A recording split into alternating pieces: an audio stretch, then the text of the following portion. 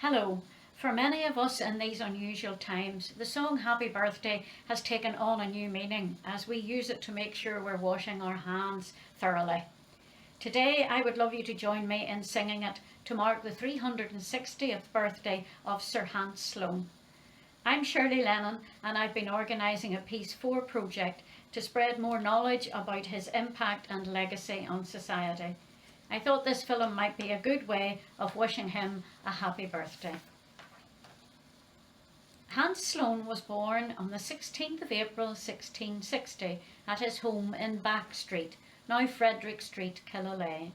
His parents were Alexander and Sarah Sloane. As a boy, he started his collections in and around the village, meticulously labelling each one of the things he collected, sometimes using Latin names. He left the shores of Killyleagh when he was 19 to attend university in London to study medicine. He later attended university in Paris, Orange and Montpellier and qualified as a physician in 1683. He became a Fellow of the Royal Society and of the Royal College of Surgeons. And in 1687 he became the personal physician of the Duke of Albemarle, the new governor of Jamaica.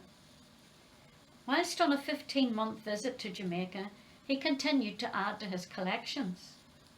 He also tasted drinking chocolate, which he brought back home with him, adding milk to it for the first time. He used it for medicinal purposes, but later producers used his name to market their chocolate recipes. In 1693, he set up his own medicinal practice in Bloomsbury Place in London, where his busy practice included members of the royal family. He encouraged his patients, including the royal princes and princesses, to be inoculated against smallpox. He married a wealthy widow, Elizabeth Rose, in 1695, enabling him to develop his collecting habit. In 1696, he published a catalogue of Jamaican plants, which he dedicated to the Royal Society and the Royal College of Surgeons, and this secured his reputation as a botanist. He was made a baronet by King George I, the very first physician to be honoured in this way. As a collector from his childhood in Killyleagh, he continued to build up his collections whilst in Jamaica, and by the 1690s he was starting to acquire other people's collections too. He methodically catalogued every item in detail, something he'd done in Killyleagh as a young boy. Royal College of Surgeons in London and President of the Royal Society following the death of Sir Isaac Newton. He bought the Manor House in Chelsea in 1712 and went to live there in 1742. He filled the house with his collections of books and curiosities, and many learned friends came to visit. He insisted through his long life that everyone, rich and poor, should be able to view his collections.